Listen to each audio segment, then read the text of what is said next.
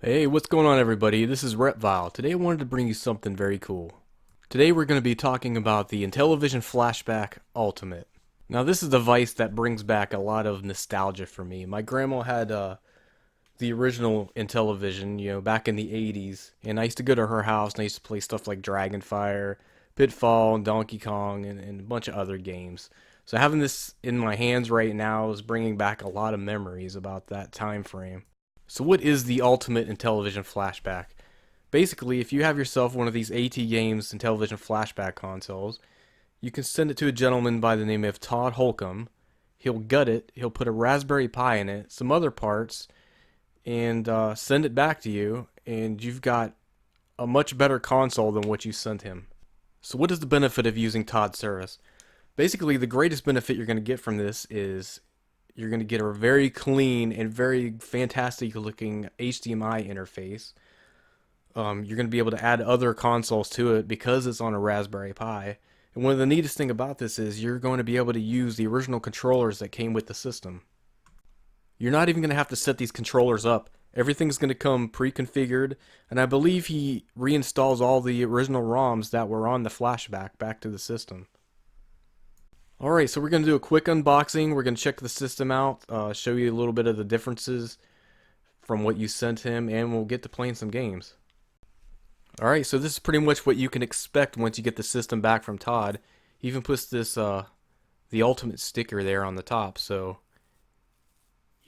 that's kind of cool. Alright, so you can see there's an extra dongle on the back there. That is for a USB port. Here's all the overlay cards that originally came with the system. And I gotta say, these cards are really cool. They, as far as I can tell, they're pretty much exactly like the original cards for the original Intellivision. And you get to use the original power supply with it, so that's cool. You don't have to worry about that Android style USB-C power supply or whatever the other ones use. I do have to say one thing. AT Games did a really good job designing this case.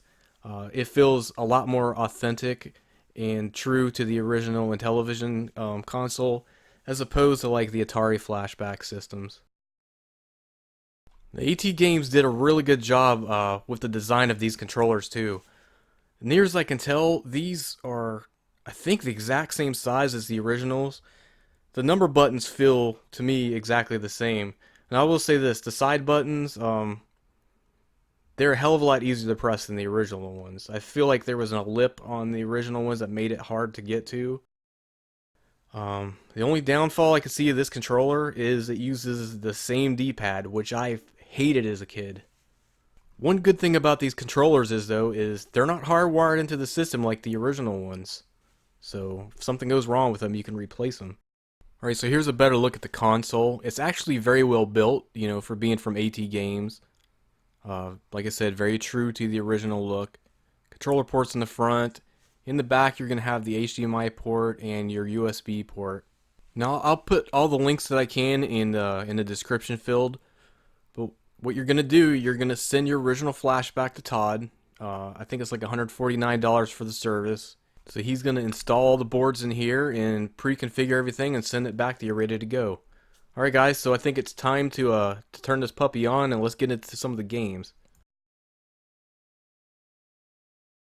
Okay, so here's the first boot screen you're going to see, and it's honestly very reminiscent of, the boot screens of a lot of the games on the Intellivision. So if you're already a Raspberry Pi user, this is probably going to look pretty familiar to you. This is the ZAXXON emulator for the Intellivision. So real quick, I need to thank my buddy Mark. He lent me this system. He also lent me some of the other systems in some previous reviews. NML32, you can check his YouTube channel out. He's got a lot of great content on there with like FPGAs and some other stuff. I'll put some links to his channel. So here is the menu screen, obviously, for the games. We're going to check out a game called Fortress, which is a Tetris clone of all things. And it actually translates really good over to the Intellivision.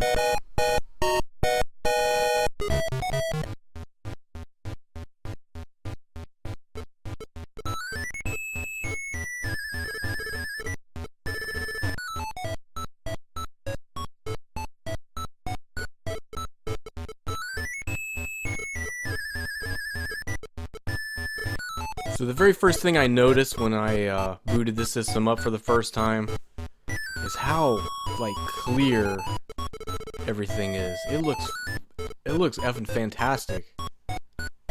It looks a lot better than I remember, you know, on the old CRTVs and plugging the RF connector in.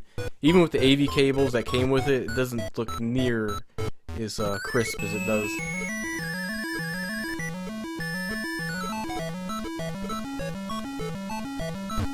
So if you have one of these flashback systems, honestly can't recommend enough that you should go ahead and do this mod just for the you know, the visual upgrade that you're gonna get.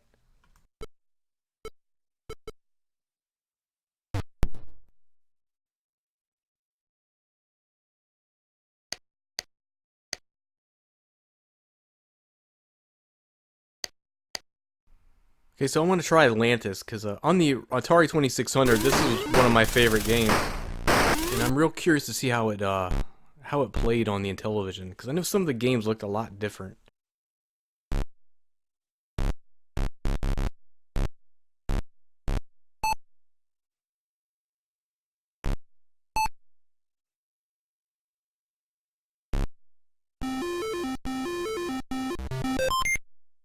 Oh goddamn! Yep, right off the bat I could tell this is a lot different. So on the Atari version, you didn't get the crosshair that you could move around everywhere. Basically, you had 3 fire pins, each side and one that shot up from the middle. So this is a lot different. I'll be honest, I think the Atari version, even though there's a lot more colors and things here, I kind of like the look of the Atari's version instead.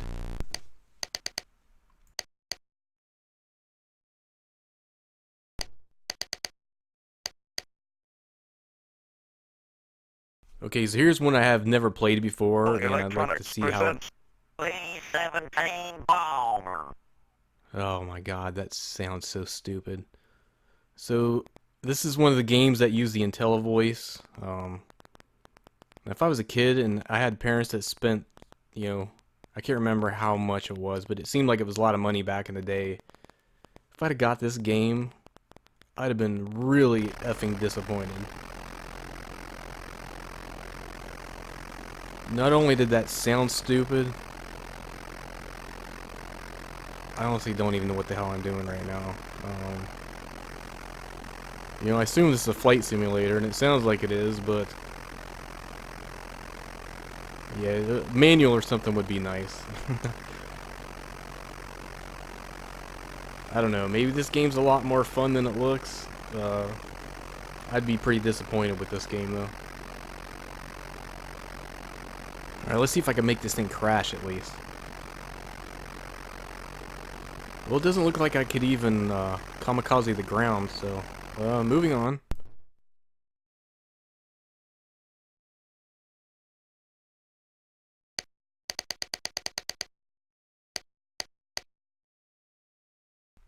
Alright, what should we try next? Let's see here. Oh, Choplifter, here we go.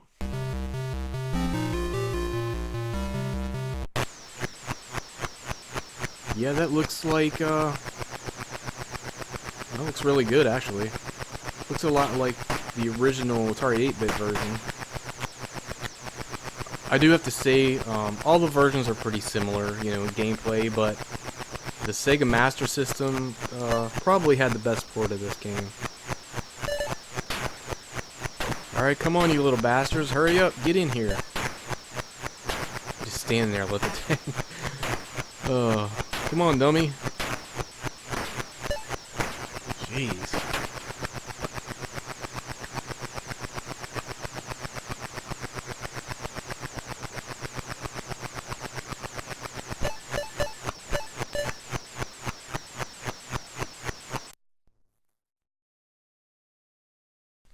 Alright, moving on.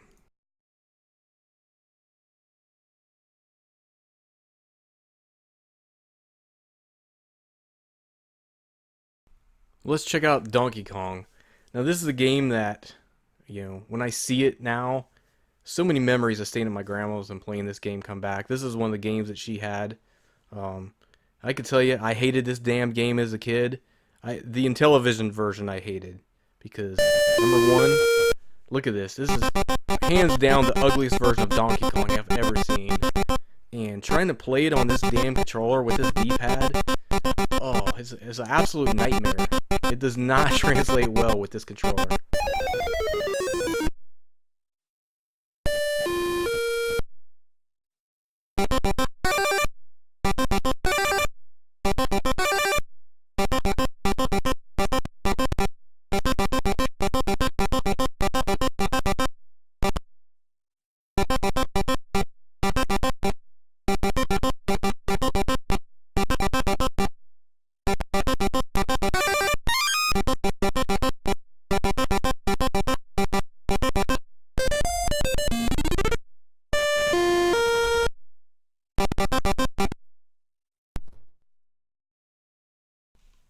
Okay, so let's compare that abomination to a homebrew Donkey Kong. You're gonna see a world of difference. And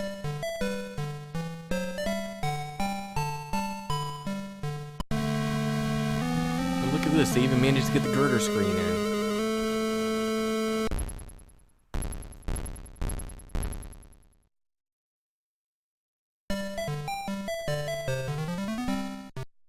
You know, you've got actual music in here. Mario looks fantastic. You know, the sounds are a lot better. Now, this is a good version of Donkey Kong. About as good as you can expect from the Intellivision.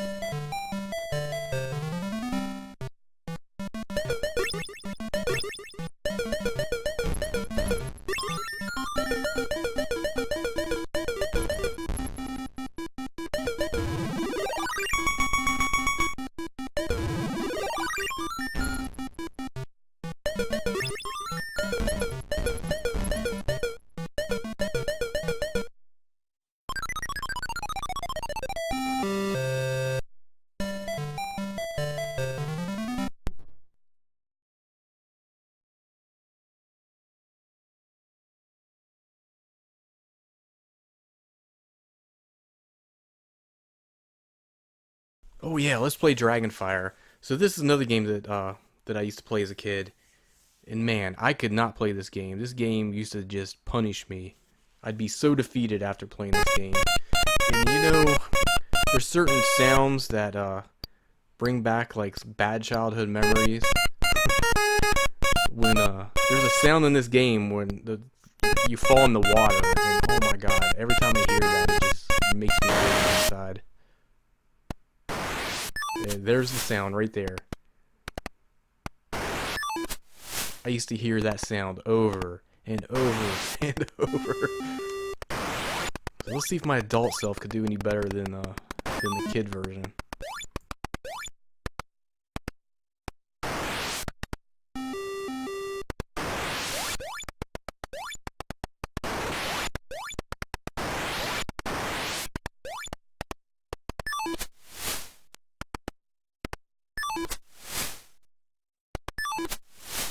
Nope, still terrible.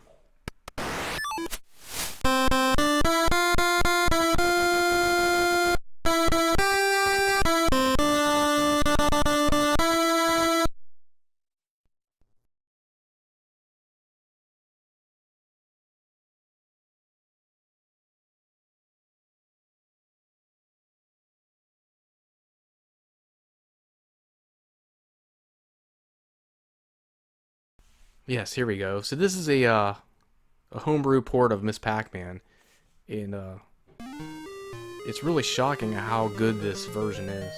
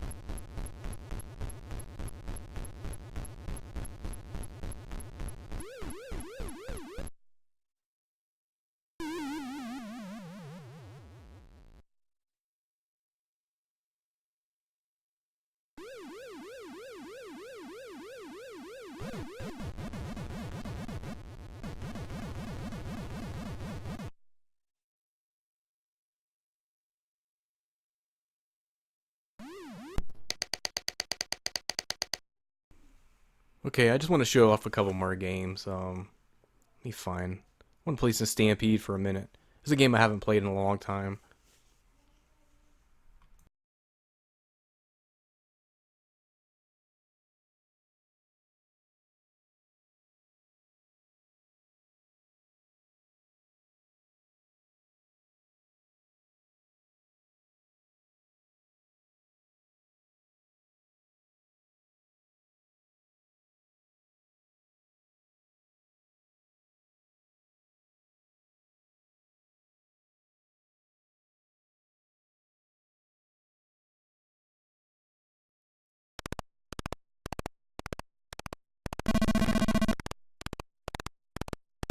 So even with the crappy Intellivision D-pad, this game actually plays pretty good.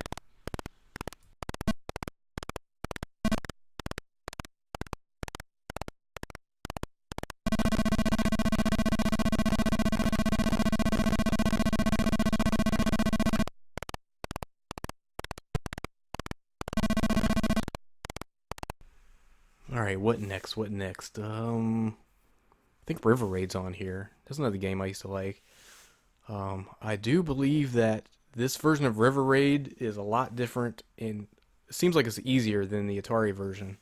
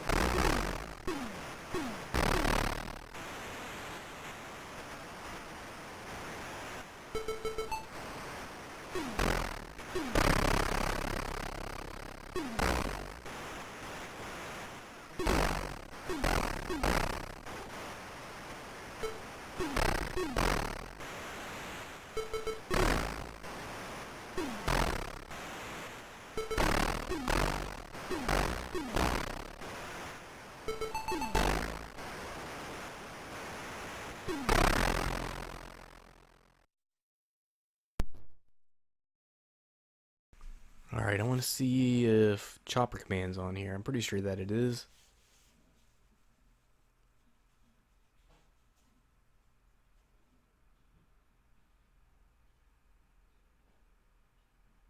Yeah, I thought I saw Chopper Command. So I've never played this version. I'm just familiar with the Atari version. Yeah, it's already starting to look a little bit different. I'm curious to see. Wow, that looks. I mean, game mechanics are similar, but I gotta say I'm a little bit fond of the Atari version. That was one of my favorite games on 2600. This looks a lot more colorful and not as good, honestly. I mean, it plays fine though. Something seems off about it, you know.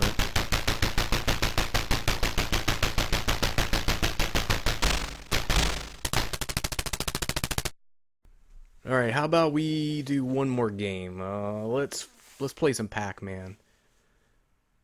I think that'll be a good comparison to the Atari 2600. If you wait till you see this compared to, you know, to the original. Like, look how much better this one looks than what we got on the 2600. I know this is a more powerful system, but I mean, come on, you know. I think the 2600 was a little bit more capable.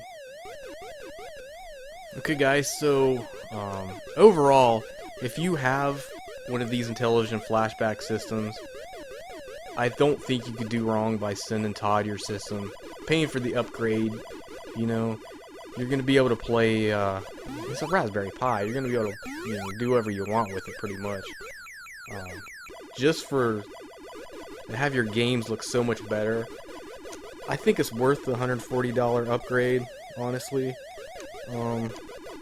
that's if you're an Intellivision fan. If you're not an Intellivision fan, this This system is probably not for you. Personally, I can't stand this controller. I hated it as a kid, and I still hate this goddamn controller. With the exception of the Atari 5200 controller, this is hands down the worst one I've ever used. It was bad in the 80s, it's still bad now. You know, maybe the next version they'll... I know you want authenticity, so, you know, people want the same controller. Maybe they'll put a different one in on the Flashback too, who knows. Alright, so that's it guys, I hope you all enjoyed the review.